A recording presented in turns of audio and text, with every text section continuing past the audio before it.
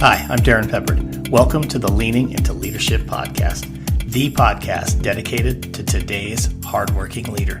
Join me every Sunday for leadership insight, inspiration, and a little pep talk to keep you rolling down your road to awesome. Hey everybody, welcome into episode 106 of the Leaning into Leadership podcast, where today my guest is Don Schmincke. Who's Don Schmincke, you might ask? Well, let me tell you this. Don is the author of the best-selling book, The Code of Executive. He's been featured in the Wall Street Journal and in USA Today. He's an award-winning speaker, researcher, and he is the founder of the Saga Leadership Institute. As well, Don has been speaking in the leadership space for a long time, delivering well over 1,700 speeches. And I'll tell you this, Don has a brand new book titled Winners and Losers: Entrepreneurial Lessons from 30,000 CEOs on how to come out on top. And folks, it's a fantastic book. I am absolutely loving it. It is real, it is raw, and it is applicable. You want to make sure you check that thing out. It's linked in the show notes. Don and I sat down recently. We had a fantastic conversation about all things leadership, including an area where he talks about not blaming our tools. You won't want to miss that. You're going to hear it all right on the other side of this. This podcast is a proud member of the Teach Better Podcast Network. Better today, better tomorrow, and the podcast to get you there. Explore more podcasts at www.teachbetterpodcastnetwork.com. Now let's get on to the episode. All right, today on the Leaning into Leadership podcast, we're sitting down with leadership expert Don Schmincke. And what I'm excited about in this particular conversation is he and I are just going to dive into some of the questions, some of the struggles, some of the challenges that often we face as either mid-level managers or even C-level suite executives, district level executives for my audience in the educational space. And we're just going to cut it up for about a half hour talking about those challenges and maybe come away with one or two leadership gold nuggets that we can find. Don, welcome into the show. Hey, thanks for having me. Yeah, absolutely. Really quick before we dive into everything I just said, you definitely have a rich background in leadership. And for those in my audience who maybe don't know you as well as they should or have not heard your name yet, tell them a little bit about you, kind of what compelled you to be focused so deeply in leadership, and then maybe some of the stuff you're up to right now. Yeah, I never expected to be doing what I'm doing now. I was studying planetary physics at MIT, and I began doing a lot of different research projects around, some space guidance stuff to automating the Harvard MIT Biomedical Laboratory. And in that process, I started getting familiar with humans, and they became my favorite species to study. that's what took me to Hopkins. Yeah. I did my graduate work at Johns Hopkins, and then I started getting fascinated with human grouping behaviors, and I started teaching there. And so that got me attached to the executive MBA program. So I began talking to leaders that were learning, going for their masters. But there were a lot of executives and middle managers that were complaining about management theory failure rates. And since my background had been in science, we began to see if some of the high failure rates of management theory were related to our biology, related to our species. And so I was really fortunate to have some great, brilliant people around me. And I started working with anthropologists and, archaeologists and people that knew what they were doing in this area. And I started seeing some really interesting patterns. So Oxford University gave me permission to use an ancient manuscript they had for training managers 700 years ago. And it was a samurai document. So I published that, and then it became a bestseller. Next thing I know, I'm on CNN, I'm in the press, and I didn't know what just happened. But I started getting asked to speak on this work. And that's what I've been doing ever since. So I've trained, they told me the other day, I've trained like 30,000 CEOs. I'm like, what? They said, yeah, I've done about 2,000 speeches on this to various associations and CEO networks. I thought, well, I guess the numbers do add up. I'm getting old. I didn't just start, so I've been doing this for a while. Yeah. But it's been great because I've learned a lot from a lot of the CEOs I've spoken with. We have hundreds of clients that came out of it where we implement everything that we're talking about. So that's how I got here. It was totally unpredicted journey, and I'm loving it. We're still learning more. We're still researching, making mistakes, testing this, testing that. And recently, I'm connecting now, partnering up with the Pacific Institute. And that's where Lou Tice started this 50 years ago. And we've had really parallel research endeavors. But he's the guy that started the word mindset and, blind spot and all those things. That all happened half a century ago, find your why. So it's been great working with him. So I'm just really blessed to have a lot of great, brilliant people around me. And I'm going to continue learning more about our species and how we lead. I think that's fascinating. And so my undergraduate work, of course, my career was all in public education. But as a classroom teacher, I spent 11 years as a science teacher. And specifically, when I taught at the high school level, I taught biology and I taught anatomy and physiology, human anatomy and physiology. So when I hear you talk a little bit about kind of the management theory failures and how they're connected to our species, I'm compelled to ask, and I'm sure there are others in the audience who, if I didn't ask this question, would be angry with me. Let's just talk a little bit about that. What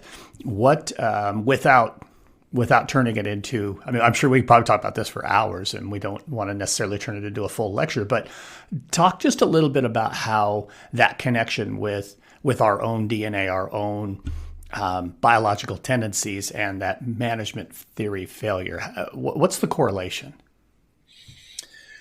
Well, there's a lot of different things that we found that explained it. For instance, we publish 35,000 books a year on management and leadership, and the failure rates are like 90%. When you look at the scholarly data. I don't know why we're not talking about that. I think that's important. But when we looked at it, it was that I think we have our tendency for safety, as most species do have a tendency for safety. We use analysis to understand the world so we can control it and develop tools to help us do that. So it's our tool orientation in terms of our instinct to develop tools so that we can have a level of control and safety in the world is important, and tools are great. The problem is we found that sometimes we get too seduced to the tools. When I was doing the book High Altitude Leadership with Chris Warner, I met him climbing in the Andes. We decided to do a book as he went off to the NBC special, on K2, summiting K2, the most dangerous mountain in the world. And he's pulled a lot of dead bodies off of mountains. And we started looking at the data, and a lot of them are clutching their tools. So a lot of frozen climbers are clutching their tools. And he said a lot of them died needlessly. But the thing is that I said, geez, a lot of companies clutch their tools too. A lot of dead companies are clutching their best-selling books and their best-selling programs and all the stuff that we see as good leadership tools. Why are they dying? And we think it's seduction. So that was one area. Tool seduction, I think, kills companies, it kills departments, it kills careers. And what's missing is that the tools are great, but leadership is about altering human decision. And when I ask CEO groups, what are the top issues you're dealing with today? They all seem to come up with the same patterns of challenges with people, and accountability and performance and results. And I go through thousands of years. I'm like, you're saying the same thing we've been saying for thousands of years. Like, what is happening? And it turns out that we don't teach how to alter human decision. So the tools are great, but a lot of these issues aren't from lack of tools. A lot of management problems are because humans aren't behaving, aren't deciding in the ways we want them to. And that led us to excavate a little bit more, like why no, why not? And it all comes down to like the one class we don't teach in any of our institutions, and it's how do you alter human belief? And we found that that was the consistent pattern throughout history, that the great leaders could alter and align the beliefs of humans, which then, of course, aligned their decisions. And then they could use the tools, and they survived. So I think one element was tool seduction. That was killing organizations. And we lost the capacity, I think, to teach leadership at the level I described. So to me, that's like the crux of leadership right there. The clutching the tools, to me, is just, it's definitely a mind-altering thought process. And just listening to you talk about that and being familiar with your book, High Altitude Leadership, definitely that's a strong piece. But what I want to go back to is just simply altering human decisions by altering human belief. And I think when we really get into and examine the truly great leaders, it's that ability to not only create that compelling vision, that compelling alternate reality, that future reality, but getting people to see that for themselves and to take that ownership and to take that, my portion of this to get us to this belief, to this potential outcome, has to change who they are at their core. And so when I hear you talk about altering human belief, that to me is really what it gets to. It's not, it's definitely cutting the anchor on the, we've always done it this way, but to me it's so much more than that. I know a lot of leaders get stuck in this, and maybe this transitions us into the what are leaders stuck with right now. But so often leaders get stuck with the human dynamics, the challenges around change. When we talk about changing organizations, it isn't just as simple as, here's a new initiative, here's a new way we're going to do things. I'll tell you once, I'll teach you a couple times, and then I expect you to just go do it. It's definitely changing that human behavior and changing the belief set. What are some things that leaders who have struggled with this and leaders who have been successful with this, what are some of the differences there? What's like maybe one of those one or two things that leaders need to be really aware of and conscious of as they're leading that change process? Well, I think, I guess conscious of throwing tools at a problem doesn't make the problem go away. Somebody told me once, a fool with a tool is still a fool. So, sure. We think we'll give it the speech, hang the poster up, send out the email, and everything is going to be fixed. Nope, not going to happen. Right. In education, it's we'll buy a shirt, we'll buy a T-shirt, and we'll put the phrase on it. Yeah, that doesn't solve it. Right. So I started looking at tribes. One of my expeditions was in North Africa, and I visited, they argue, is it an 8,000 or 10,000-year-old tribe? I think that's splitting hairs, but this organization has been around for thousands of years. And I started looking at tribal communities, and one of the things we miss when we're trying to do change is we're not stimulating the beliefs that are that occur from altering our tribal environments. And by that, we're not teaching our leaders in our organizations, how do you alter symbols? How do you alter rituals? How do you alter magic? And those are the things that tend to align when we've gone into resurrect or rescue a failed change program. It were elements like this we always find that we're missing.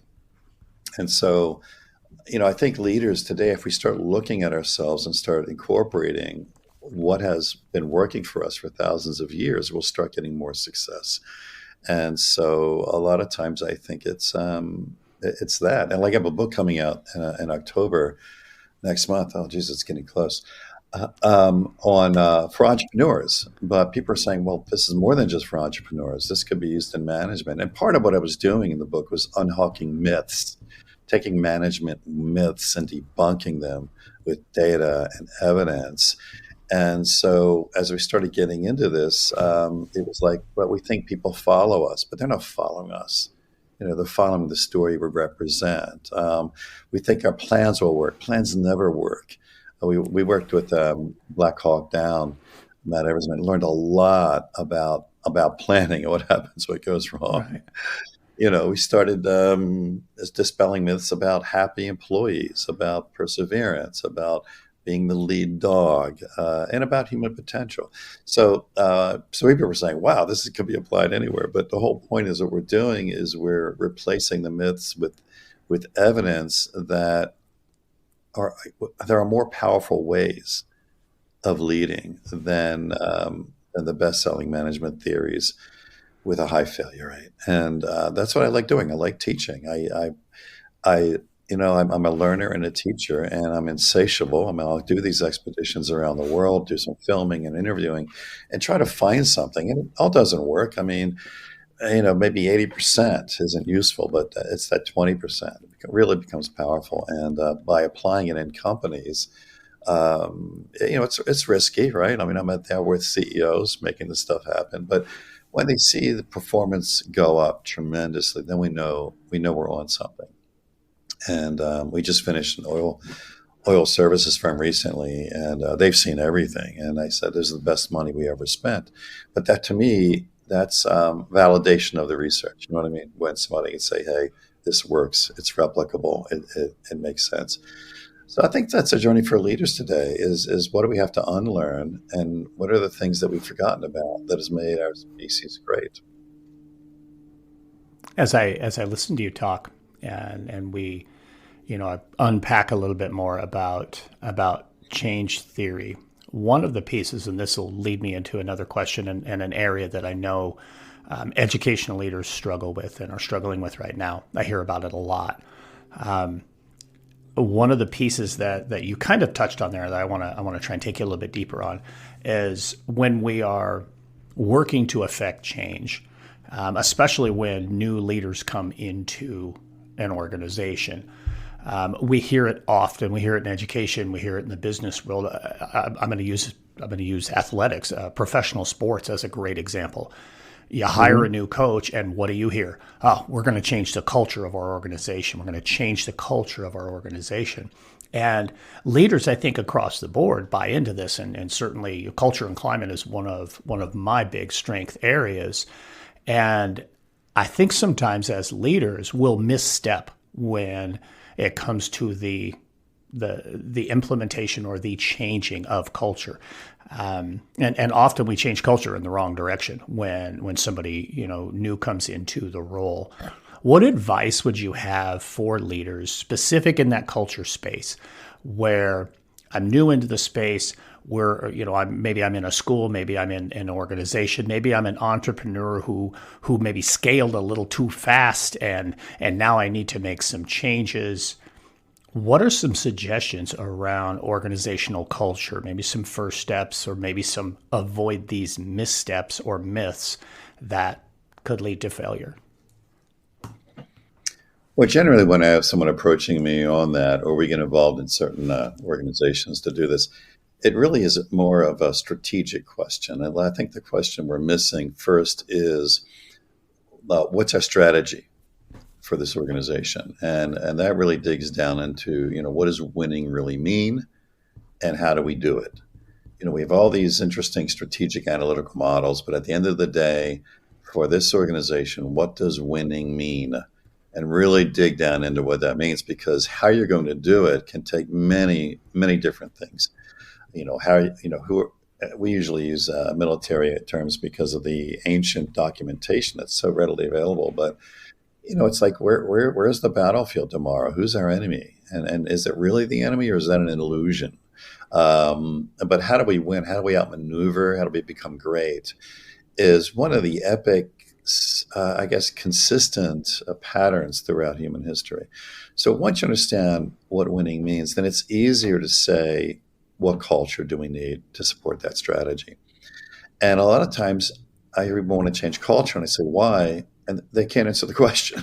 Right. It's like, well, how does it contribute to you winning? And it's like, oh, I never thought about that. So I would say back up Start with winning, then move into the culture you need to make winning happen. And then once you do that, realize it's not about the tools. It's not about the posters or the shirts or the speeches you give. It's all about like what symbols need to be destroyed. What symbols need to be created. What rituals need to be thwarted. What new ones have to happen. Magic. What are the mythologies? What are the stories that people are talking about? So because culture is really the shared beliefs of more than one person. So your job is changing culture, is changing the beliefs of humans. And in the high failure rate of culture change, of which there's, if you go on Google Scholar, you'll see millions of papers on this, is that we're missing the point. We throw that if we just throw new tools at it, it fixes everything. That never happens. What you create is cynicism and sarcasm, and a lot of people just rolling their eyes, waiting for this newfangled thing to pass. This too shall pass, right? Right. Exactly. Yeah. When I look at these organizational change failures, and like I said, there's 10 to 20% that are successful, but the rest are gross failures, all finding our employees who are just like, they can't wait for their boss to read a new book. Yep.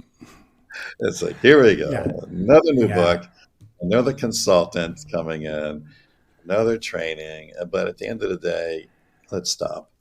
What's the strategy for winning and what do you need? Because people like to win. And when they see what you're doing contribute to that, then they get on board.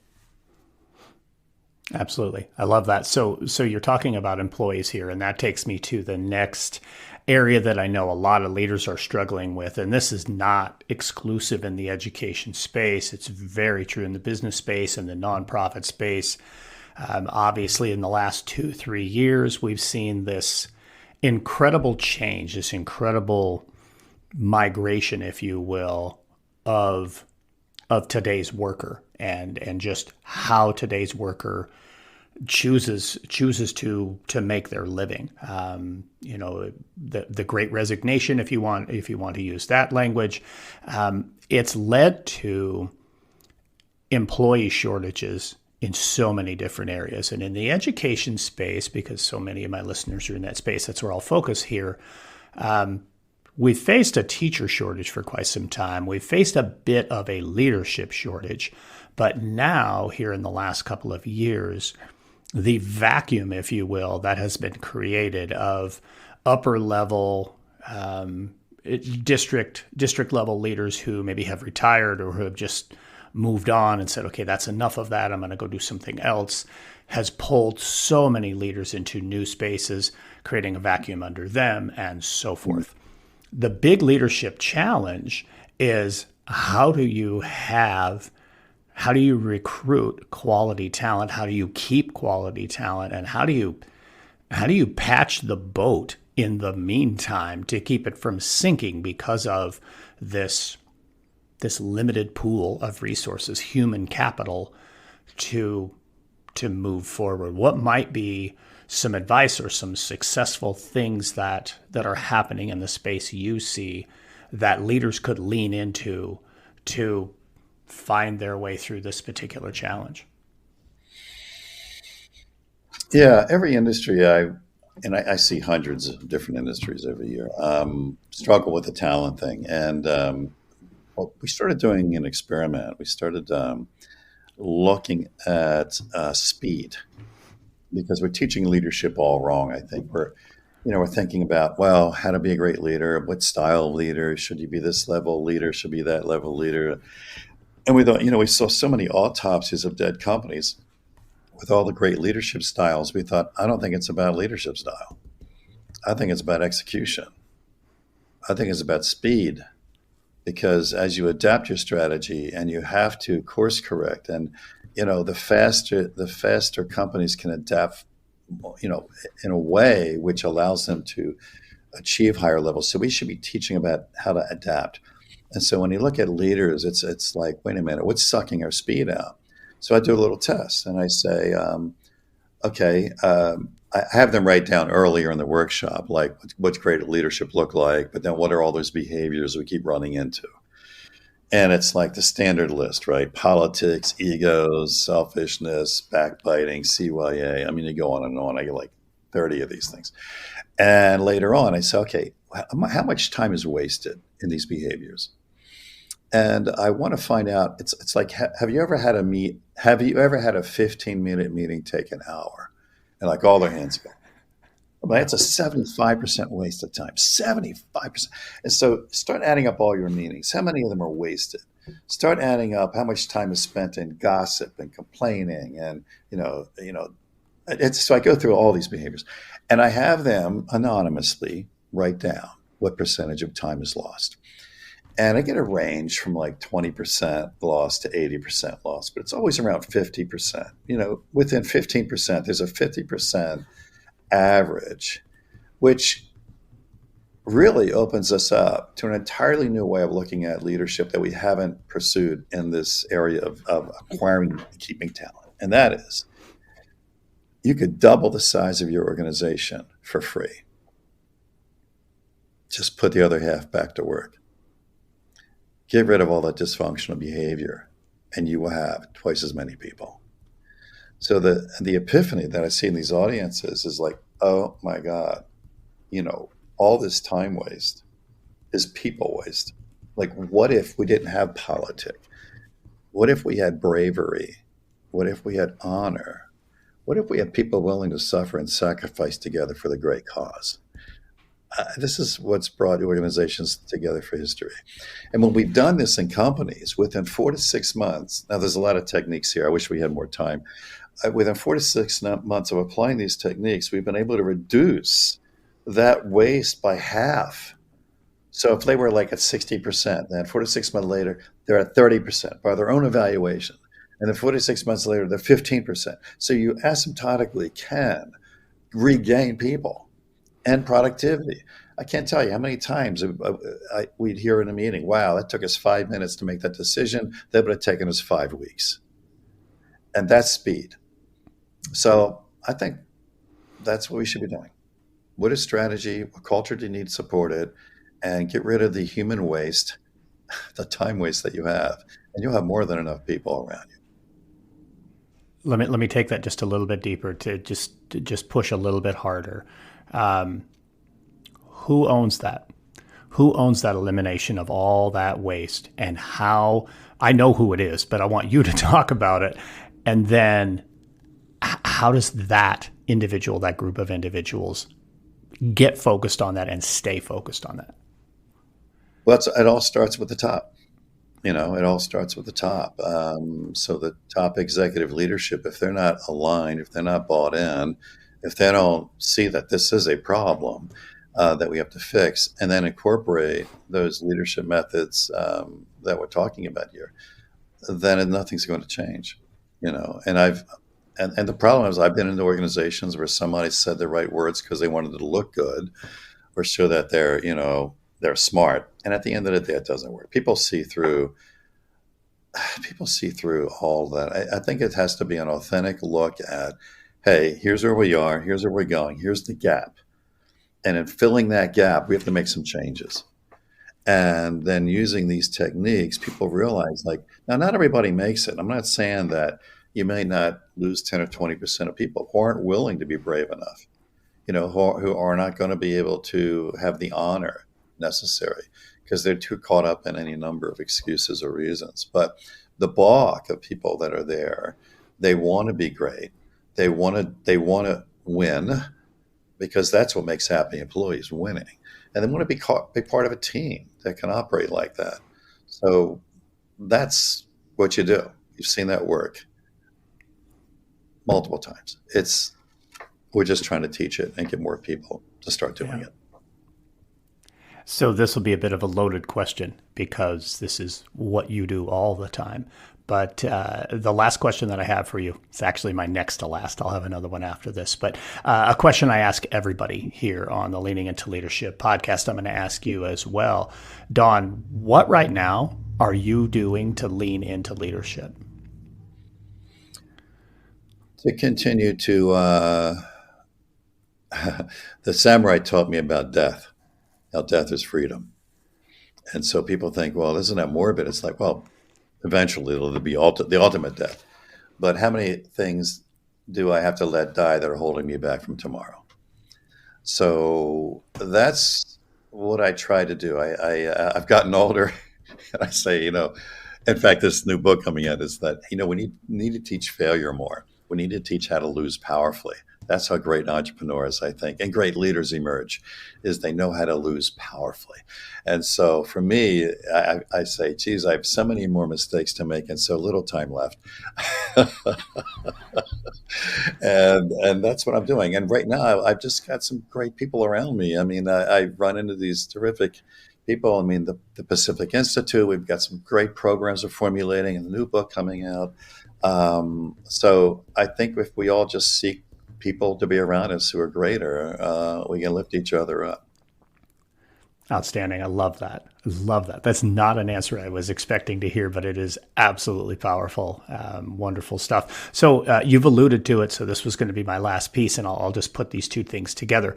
The new book will be coming out. Talk to us about a title. I'll make sure we link this in the show notes when this show goes live. The book will already be out. So title of the book, and then also, how do people get in touch with you when, because they will want to get in touch with you, how do they find you? Oh, sure. With a book coming out, it's called Winners and Losers. And that was a topic. And like I said, it's for entrepreneurs, but people are telling me, no, it's for a lot more than just entrepreneurs. And if we get a lot of traction with it, then we'll probably maybe do a series, maybe Winners and Losers for CEOs or for supervisors or for salespeople or whatever. But let's see, it's a good test. And it's my latest book. So we'll see that. We'll see what happens.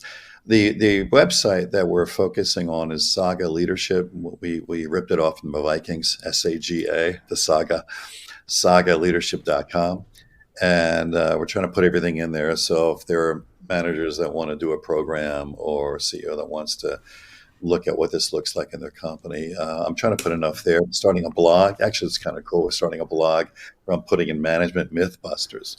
So I'm taking these myths that everybody's thinking, oh, this is a great new idea. And I'm like, not quite. And so I actually go into the research and the science. I say, that's not what they said. This is what they said. And I do it kind of in a fun way. I'd like to teach with some humor and, a good sprinkle of sarcasm here and there. So, so that could be entertaining. That's outstanding stuff. I'll make sure we'll link a whole bunch of stuff in the show notes so everybody can get access to everything that you've talked about during the course of this particular episode. Don Schmincke, thank you so much for joining me here on Leaning Into Leadership. Thank you. Man, how brilliant was that conversation? I mean, seriously, go back to the point where Don is talking about just how much time we waste through dysfunction. And if we could simply eliminate the dysfunction, how much more work we would get accomplished, how much more efficient we would be as organizations.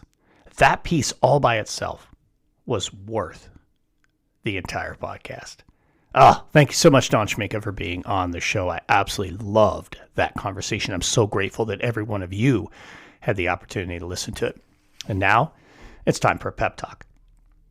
Interestingly, the topic I have for the pep talk goes right back to what Don was talking about with wasting time.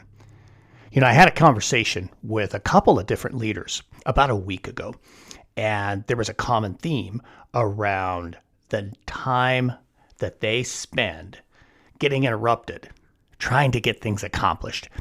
They're starting to realize that they have things they want to accomplish, things that need to get done, and the open door policy is getting in the way. Now, we had an episode with Dr. Luke Croy a while back where Luke talked about the open door policy is not necessarily the best policy. because sometimes the door has to be closed. But my conversation with these individuals led to, a TikTok video, a pep talk, a blog post, all directly related to eliminating the time bandits. How many times do we allow people to steal our time? And it happens simply because we will not guard our most precious resource, our time.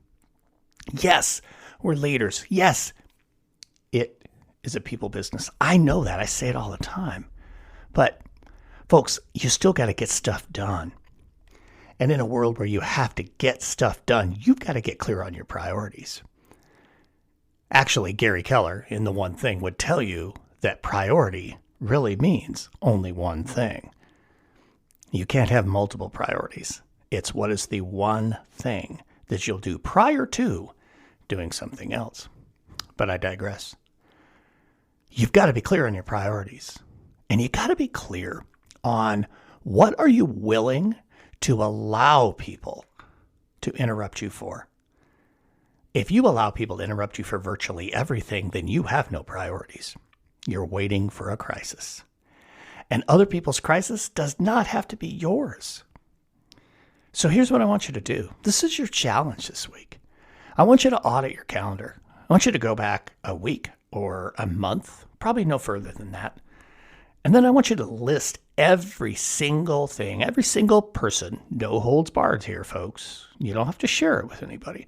But I want you to go back and audit that calendar and write down every single thing and every single person that you allowed to interrupt you or to keep you from something you had on your calendar. Then I want you to go right back into that list and I want you to start drawing a line through everything that does not meet or align with those things that you hold important, those things that must get done, those top 2 or 3 priorities. See, you've got to figure out what is it that you are willing to put your foot down and say, hey, I got to guard my time here. I've got to take care of my time so I can get work done. That's your challenge this week, folks. Audit that calendar. Be willing to take a look and decide what you will and will not allow to interrupt you going forward. It's your time, folks. You've got to take ownership of it. Thank you so much for listening to the Leaning Into Leadership podcast, for sitting down with me every week. I appreciate it so much more than you know. Thank you for the reviews that you leave. Thank you for all the feedback. I appreciate you. Now get out there. Have a road to awesome week. Thank you for listening to the Leaning Into Leadership podcast, brought to you by Road to Awesome.